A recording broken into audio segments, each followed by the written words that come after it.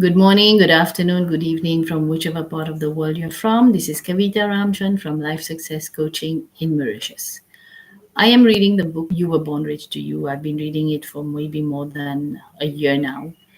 I read it twice a week on Tuesdays and Thursdays. So if you've missed the previous chapters, you can always go on my playlist, subscribe to my channel, and you will be able to view all the previous videos.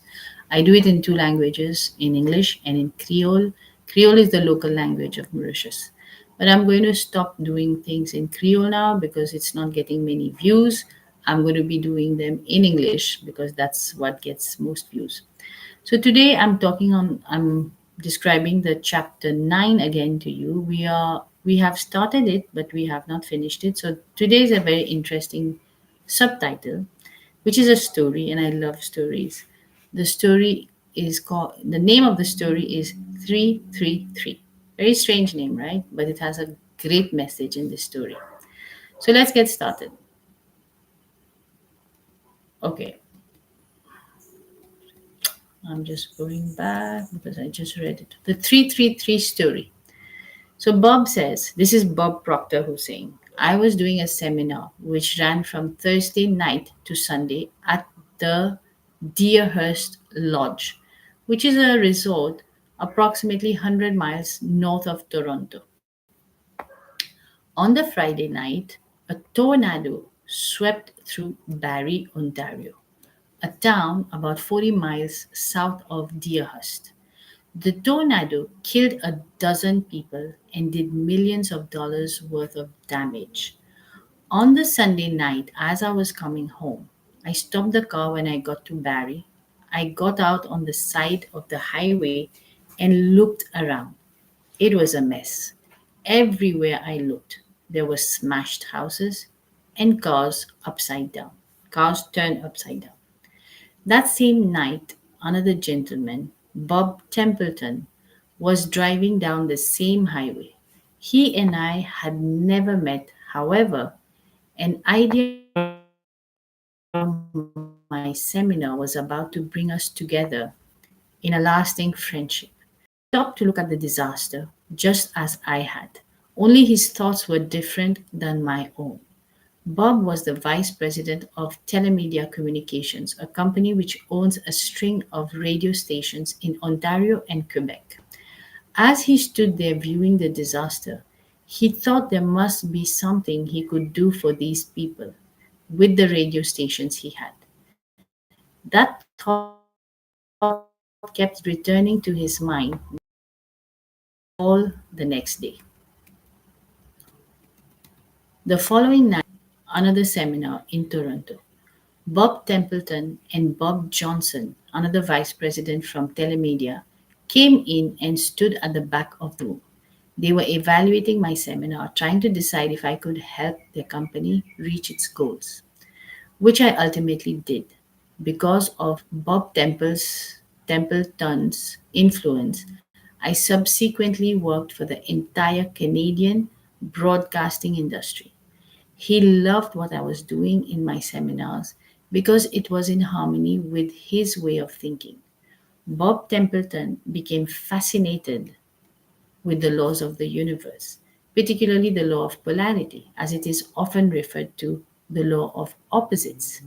This law clearly states everything has an opposite. You cannot have an up without a down, hot without cold, or in without out. See, if there's no hot, you've never known what is hot. How will you even know what's cold? Right? So you have to know one so that in comparison you will know what is the other. It is I often give the example of a pair of a sock. The sock, not the right and the left. That's one awareness of polarity. If I have a right, I need to have a left. But look at the sock by itself, one sock. It also has an inside and it also has an outside. You cannot put it on the outside and on the inside at the same time. It's not possible. So, in the same way, the law of opposite is like that. You cannot have one without the other. It's like that.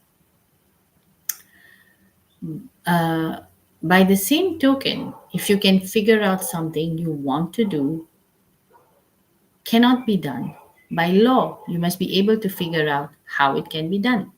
People who accomplish great things are aware of the negative, however, they give all of their energy to the positive. After the seminar, Bob Templeton went back to his office. He told me it was late, but this one idea he picked up had him excited. It also had him committed to the idea of raising millions of dollars and giving it to the people who had been caught in the tornado. And he was going to raise the money immediately. Furthermore, he was not remotely interested in why he couldn't. The following Friday, he called all of his executives at Telemedia into his office. At the top of a flip chart in bold letters, he wrote three threes 333. He said to his executives, "How would you like to raise $3 million 3 days from now in just 3 hours and give the money to the people in Barry?" There was nothing but silence in the room. Finally, someone said, "Templeton, you're crazy. There is absolutely no way we could raise $3 million in 3 hours 3 days from now." Bob said, "Wait, wait a minute. I didn't ask you if we could or even if we should. I just asked you if you would like to." Bob Templeton was wise. He was appealing to the charitable side of their nature. It was important for those present to openly admit that this was something they wanted to do. See, there's a difference between uh, I can and I will. Yeah, I know I can do this. Am I willing to do it? That is action taking. We all know we can do so many things. Am I willing? Am I willing to take action to make that a possibility? That is where wisdom comes in. Wisdom is basically knowledge plus action becomes wisdom, because now you've experienced it. You've gained the you've gained the experience of having actually done it. So Bob Templeton knew that his new idea could show anyone how to accomplish anything they wanted by working with the law. And I'm going to stop here now because it's a very interesting story, and it is aligned with the laws of the universe. See, we all believe there is God, right? I call it the universe now, or energy, a higher power, right? The higher power created you, created all of us. We call God, right? So don't we have enough faith to believe that the power give us also power to do anything that we want, as long as we don't violate anyone's rights? That we have been blessed with a mind to think and think in if we think with the law, there's nothing like that, because the law says you can. I've given you everything that I could. God says I've given it to you, but I cannot do it for you.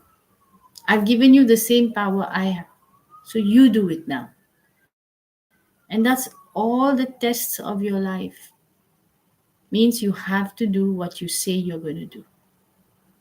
I had said once that I'm going to change the education system in my country. Every day, every day, my work is only learning, studying, and sharing this information with the world.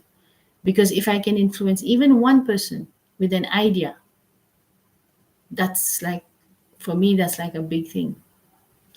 So, knowledge is one thing, we all know, but it's action that is where the power gets into motion. Your emotion, you have to want it so much that you're going to act on it. So thank you very much for being on this call, and I will see you on Tuesday. Bye bye. Happy weekend to everyone.